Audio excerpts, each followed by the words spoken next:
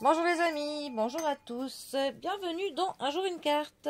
Nous sommes aujourd'hui le lundi 15 avril. Bon, j'espère que vous avez passé un bon week-end et que vous êtes bon pied bon oeil pour attaquer cette nouvelle semaine. Pour ce lundi, j'ai opté pour le tarot Artemisia. Peut-être que c'est en rapport avec la déesse Artémis, je pense. Ouais. Bon, alors, pour le coup, qu'est-ce que la chère déesse Artémis a à nous raconter pour ce lundi? Voyons voir. Alors, hop. Nous avons le 5 de bâton qui est accompagné du 5 d'épée. Nous sommes dans le 5. Alors, pour le coup, nous allons faire une pause numérologie. Le 5, ça va représenter en fait le souffle de la vie. Ça va nous parler de l'épanouissement. Si ça nous parle d'une personne, on va dire que c'est une personne qui est très indépendante, qui est mobile, qui est libre en fait. C'est vraiment une personne, on pourrait dire que c'est un courant d'air frais, quelqu'un qui va charmer les gens par son côté très désinvolte. Alors, notre 5 de bâton. Alors déjà, les bâtons, c'est la famille de tout ce qui va nous parler des déplacements, qui va nous parler du mouvement, ça va nous parler des idées, des projets, de tout ce que l'on entreprend. Voilà, c'est vraiment, on va agir. Avec les bâtons, on passe à l'action.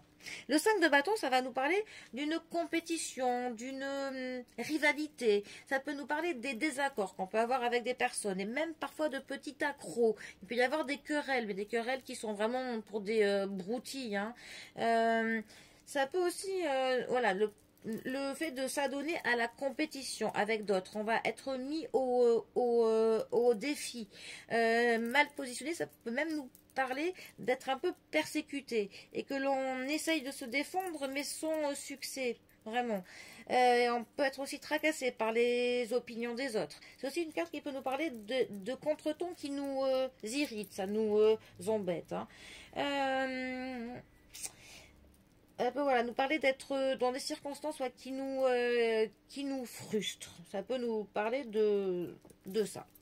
Alors, ensuite, notre 5 d'épée.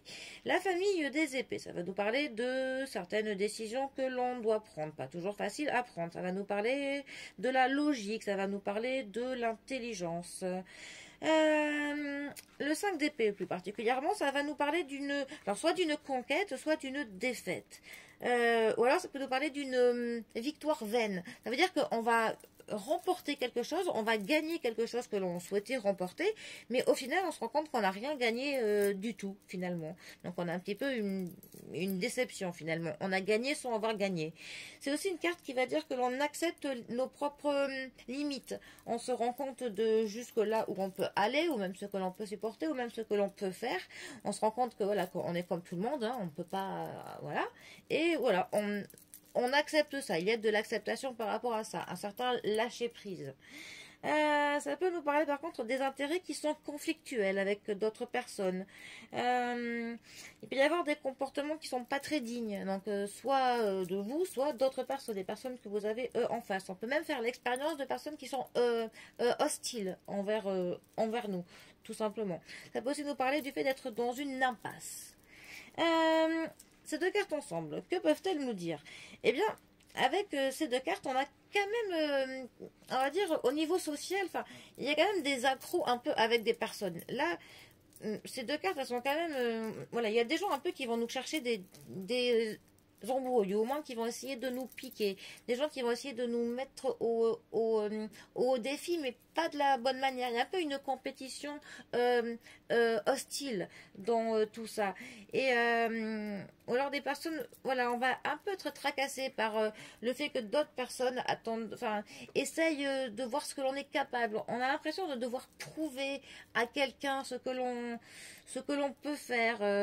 En tout cas, il y a vraiment cet esprit de compétition, de petites batailles, de voilà, enfin, on a un petit souci, on va dire, au niveau des relations que l'on peut avoir avec soit quelqu'un, soit plusieurs personnes, parce que on a vraiment cette compétition et un peu le sentiment de plus savoir où c'est que l'on est, pour le coup, par cette ambiance, voilà, de quelques accros, de la rivalité qu'il peut y avoir, de quelques désaccords, donc bon, pour le coup, c'est vraiment une carte là qui nous conseillerait d'avoir du lâcher prise par rapport à tout ça, de ne pas forcément rentrer dans le jeu des personnes qui vont essayer de nous mettre en compétition.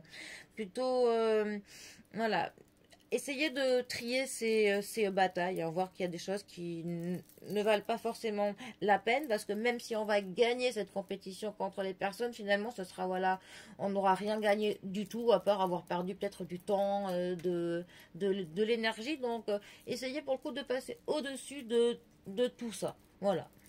De laisser les batailles de récréation digne du CE2 pour, voilà, pour ceux qui en sont encore à ce niveau. Autant s'élever un peu plus, avoir des combats un peu plus nobles.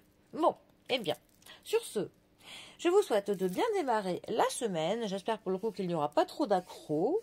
Et je vous dis à demain pour un prochain tirage. Allez les amis, à bientôt. Bisous à tous.